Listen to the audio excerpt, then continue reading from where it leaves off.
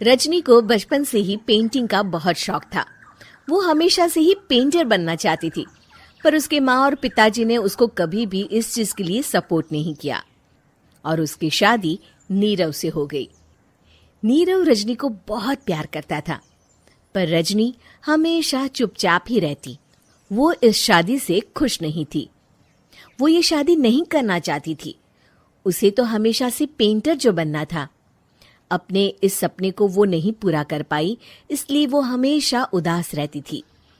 रजनी, बहुत ही बढ़िया फिल्म लगी है, कल देखने चले? नहीं जी, कल मुझे बहुत काम है, मैं नहीं जा पाऊंगी। अच्छा तो कोई बात नहीं, संडे को चलते हैं। देखिए, मुझे फिल्म देखना पसंद नहीं है।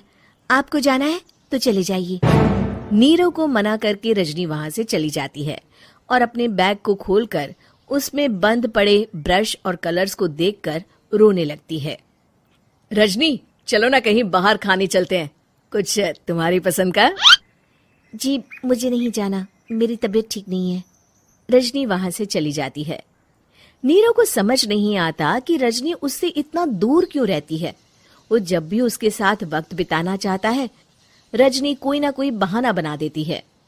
एक दिन घर पर कोई नहीं था। रजनी घर का सारा काम जल्दी से खत्म कर लेती है। घर पर अकेले होने के कारण वो सोचती है कि वो आज पेंटिंग करेगी।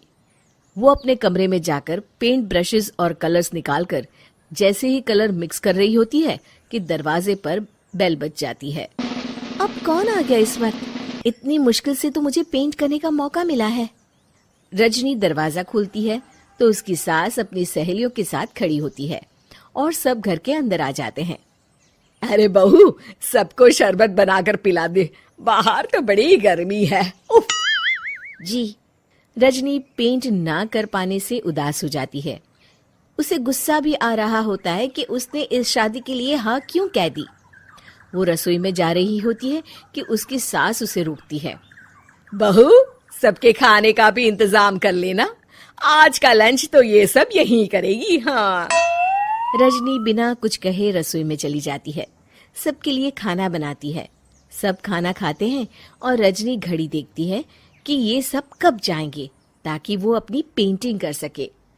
जब शाम होती है तब सब चले जाते हैं अपने घर। अरे बहू, सब तेरे खाने की तो बहुत तारीफ कर रहे थे, सबको बहुत अच्छा लगा खाना। आपको मुझे सुबह बताना चाहिए था ना कि आपकी सहेलियां आ रही है। पता भी है कितना वक्त लगा सारा खाना बनाने में। अरे बहू, तू ऐसे कैसे बात कर रही है मुझसे? तो और कैसे बात करूं?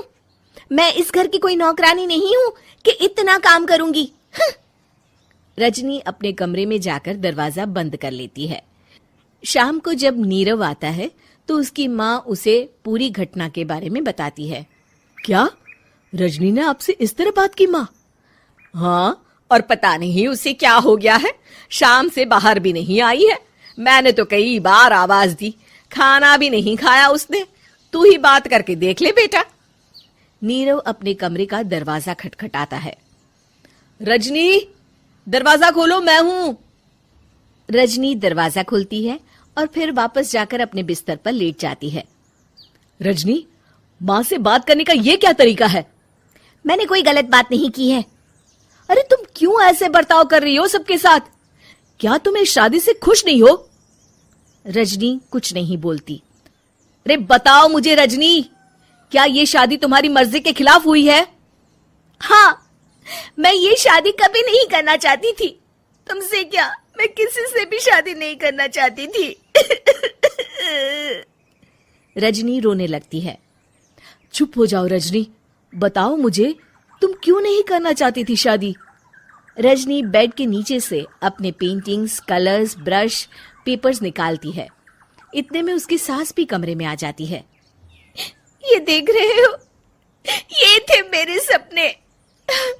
मैं पेंटर बनना चाहती थी, पर माँ पापा ने कभी सपोर्ट नहीं किया और मेरी शादी करवा दी। मेरे सारे सपने टूट गए। हर वक्त बस गुस्सा आता रहता है मुझे। मैं जानती हूँ कि आप लोगों की इसमें कोई गलती नहीं है, पर मैं क्या करूँ, मुझे समझ में नहीं आता।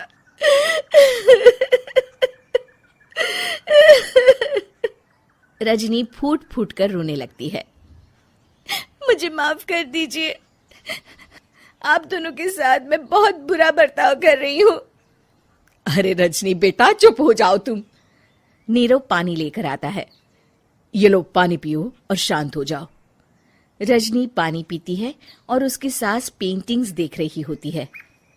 अरे नीरव, हमें तो पता ही नहीं था कि हमारी बहू कलाकार है। अरे कितनी अच्छी पेंटिंग्स बनाई है, देखो तो। ये वाली तो मैं अपने कमरे में ले जाऊंगी। आपको ये पेंटिंग्स अच्छी लगी? अच्छी नहीं, बहुत अच्छी लगी। और तुमने हमें बताया क्यों नहीं? तुम जब चाहे पेंटिंग कर सकती हो रजनी। हम तुम्हारे सपनों को पूरा करने में तुम्हारा पूरा साथ देंगे। हाँ बेटा, हम कला की कद्र करते हैं। हम कलाकार तो नहीं, पर मुझे गर्व है कि मेरी बहू एक कलाकार है। रजनी, नीरव और सास तीनों हंस पड़ते हैं।